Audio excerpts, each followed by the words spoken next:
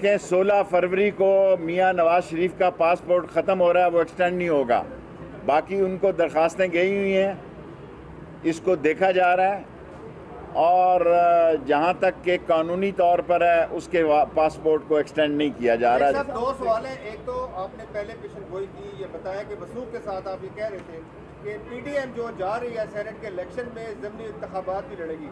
आप गुज़िश्ता रात लाहौर में जो इजलास हुआ, बची कुची पीडीएम भी जो है वो फैसला कर चुकी है कि वो ज़मीनी इलेक्शन में भी जाएगी और जो सेनेट का इलेक्शन है उसमें भी वो फैसला करने जा रही है कि वो करने नहीं जा रही। उसने रात फैसला कर लिया है कि वो इलेक्शन में हिस्सा लेगी।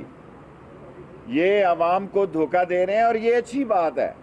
मैं समझता हूँ कोई महाज सियासी खाली नहीं छोड़ना चाहिए था और पीपल्स पार्टी जीत गई है, पीडीएम ने शिकस्त तस्लीम कर ली है। पीपल्स पार्टी ने इनके घुटने टिका दिए हैं। 19 तारीख को ये आ रहे हैं इलेक्शन कमीशन के आगे। 19 तारीख को ये इलेक्शन है, ये क्या पैगाम देना चाहते हैं? नैब के दफ्तर के आगे क्यों आ रहे हैं आप? आपके 2 अदवार थे, 2 अदवार में आपने नैब को ख़त्म नहीं किया, अब ख़त्म नहीं हो रही। जाओ, हमने भी एक दिन इक़्तिदार से जाना है। अगर हम करप्शन करें तो हमारे ख़िलाफ़ भी नैब एक्शन ले। पीटीआई के 2 वज़ीर गिरफ़्तार हुए, 2 वज़ीर गिरफ़्तार हुए और 10 साल आपने नैब के कानून में कोई तरमीम नहीं की और जब फैटफ आ गया तो 34 तरमीमें लेके आ गए। आपका ख्याल था कि इमरान खान सरेंडर कर देगा। इमरान खान हुकूमत छोड़ सकता है, आपके आगे एनआरओ के करप्शन के आगे सरेंडर नहीं करेगा। मैं आपको लिख कर देने के लिए तैयार हूँ।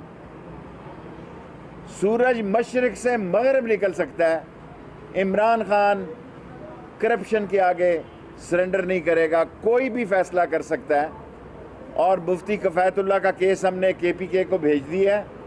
जो आदमी भी शेख रशीद के वज़ीर दाखिला के दौरान आर्मी के बारे में नाजेबा अल्फाज इस्तेमाल करेगा, 72 घंटे में उसके ख़िलाफ़ पर्चा दूंगा। 72 से 73 घंटे नहीं होगा। और हमारे इदारे में करप्शन थी, चीनी वीज़ा की और अफ़गान वीज़ा की। मैनुअल में पैसे लेते थे लोग, ख़त्म कर दिया मैनुअल वीज़ा। 192 मुल्कों का ऑनलाइन वीज़ा कर दिया है। एक दिन में 2 लाख वीज़ों की एप्लीकेशन आई है। सारी दुनिया के ओवरसीज़ पाकिस्तानियों को कहता हूँ, कोई शिकायत हो आप रब्ता करें। 2 लाख लोगों ने ऑनलाइन अप्लाई किया है। इसमें वीज़ा एक्सटेंड करना हो, इसमें वीज़ा लेना हो, इसमें वीज़ा एग्ज़िट करना हो, तमाम चीज़ें ऑनलाइन होंगी और करप्शन जो है उसका ख़ात्मा हो जाएगा, ताकि लोग पैसे दे के मैनुअल तरीके से अपने वीज़ों का कारोबार ना चलाएं। और तीसरी और आखिरी बात जो है कि यूरोपीय मुल्कों ने बताया कि वहाँ डिसइन्फॉर्मेशन के सैकड़ों सेल इंडिया ने बनाए हुए थे। आज मीडिया स्ट्रांग है। आप देखें ये 40 कैमरे लगे हैं। मैं ज़िंदगी में सोच भी नहीं सकता था कि ये 40 कैमरे मरी रोड पे लगेंगे। ये मीडिया की, अल्लाह ने पाकिस्तान की आप ताकत हैं, आप पाकिस्तान की कुव्वत हैं। असल जलसा और जुलूस ये है जो मीडिया के अंदर है। और जब मैं ये कहता था कि ये इलेक्शन में हिस्सा लेंगे, आप लोग कहते थे शायद मैं सियासत कर रहा हूँ। जब मैं ये कहता था कि सेनेट के हिस्से में इलेक्शन लेंगे, आप कहते थे कि शायद मैं से इनके सारे जो रेजिग्नेशन है वो उसको क्या कहते हैं जो लॉक में होता है,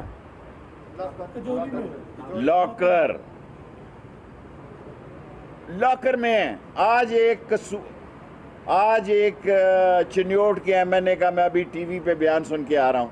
ये झूठ बोल रहे हैं, ये झूठ बोल रहे हैं। लोगों ने वो दस्तखत ही नहीं किए, लोगों ने कंप्यूटर से निकाला है जिन्होंने निकाला है।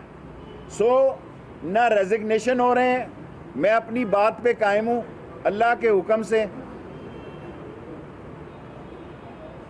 ना इलेक्शन का बाइकाट ये कर रहे हैं, ना सेनेट का बाइकाट कर रहे हैं। हाँ, ये लॉन्ग मार्च ज़रूर करेंगे। बिस्मिल्लाह जी, आए। हम भी मंडे से तैयारी कर रहे हैं आपके इस्तकबाल की। पेशावर का मैं दौरा कर रहा हूँ, इसी तरह पंजाब का दौरा करूँगा। 2 सूबे बुनियादी तौर पर पीटीआई की हुकूमत है। जिस दिन ये लॉन्ग मार्च की डेट बताएंगे उसी दिन हम भी अपना कानूनी और आईनी हक जताएंगे। किसी को तंग नहीं करेंगे। अगर ये सितम करेंगे तो सितम करेंगे, वफा करेंगे वफा करेंगे, जफा करेंगे जफा करेंगे। जो ये करेंगे वैसा ही काम हम करेंगे ताकि जमहूरियत, आइन और कानून पे आंच ना आए। Any question? एक एक करके। शेख साहब ये बता दें, नवाज शरीफ जमहूरियत के चैंपियन थे, आप उनका पासपोर्ट मंसूख कर रहे हैं। जिसने आइन तोड़ा, अदालती मफरूज़ है, क्या उसका पासपोर्ट मंसूख होगा? देखें, मेरे पास तो एक्सटेंशन उसकी नहीं आई। जब उसकी एक्सटेंशन आई उसकी बात करूंगा। मैंने तो बता दिया है कि 16 फरवरी उसकी लास्ट डेट है। अगर ये गलती की है, मैंने तो उनके साथ हमदर्दी की है कि भी 16 फरवरी से पहले पहले आप आ जाएं, कोई हरज नहीं है। जी जी, आ जाता। Relax relax relax. आपने अक्टूबर नवंबर में बोला था कि मुस्लिम लीग नून से चीन या समथिंग निकल जाएगा, लेकिन मैंने कहा था 20 फरवरी, मेरे भाई, मैंने कहा था 20 फरवरी के नज़दीक सियासत खुल जाएगी। मैं अपनी बात पे कायम हूँ। जिन लोगों ने इस्तीफे नहीं देने वो 20 फरवरी तक जो है वो खुलकर सामने आ जाएंगे।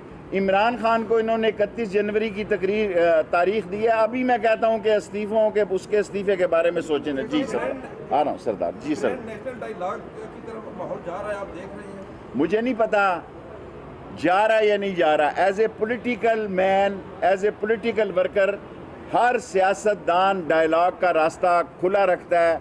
जो सियासतदान डायलॉग का रास्ता खुला नहीं रखता वो कमअक्ल है और वो हादसात को और नागहानी वाक़यात को दावत देता है। हुसन है मज़ाकरात तहरीकों का। बिल आखिर दुनिया में हर तहरीक मज़ाकरात पे ख़त्म हुई। जी सर, अब जी बेटे, अल्लाह तेरा भला करे। आज पहली दफ़ा तो मुझे बहुत अच्छा लग रहा है। फजल रहमान का चेहरा उड़ा नहीं, हवाइयाँ उड़ी हुई हैं। वो तो कहते थे कि उनकी कितनी सीटें हैं, 12-13 सीटें हैं, और ये 12-13 के उनको भी इस्तीफे नहीं मिलने। और फजल रहमान साहब की सियासत फिर उलट हो गई है। उनके सितारे गर्दिश में हैं, वो काबिल एहतराम है, वो आलम दीन है, लेकिन इस्लाम और इस्लामाबाद का फ़र्क उनको मलूज़ ख़ातर रखना चाहिए। इस्लाम की खातर जान देनी पड़े, मैं भी उनके साथ हूँ, लेकिन इस्लामाबाद के कब्ज़े का ख्वाब फजल रहमान को छोड़ देना चाहिए।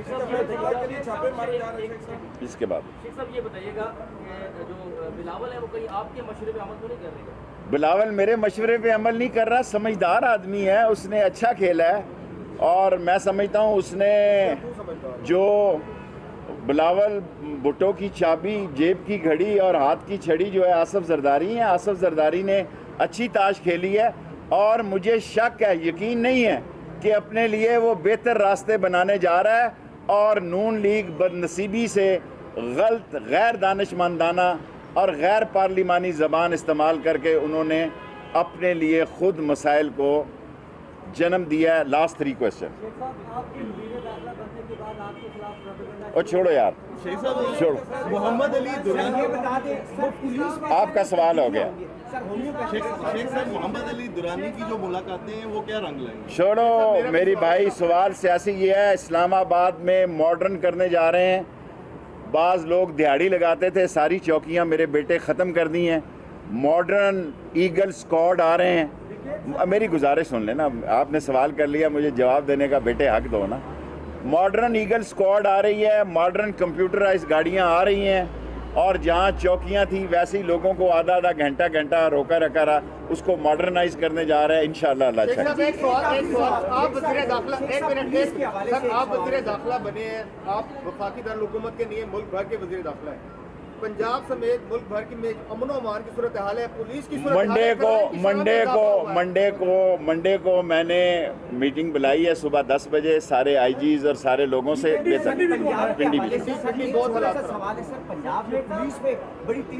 मैं पंजाब का जिम्मेदार नहीं हूँ, मैं पाकिस्तान की सियासत करता हूँ। आप इतने अरसे से मुझे जानते हैं, मैंने कभी सूबों की सियासत नहीं की।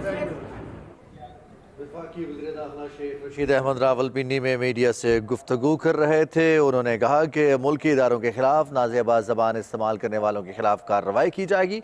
वज़ीर आज़म इमरान खान करप्शन के खिलाफ कभी सरेंडर नहीं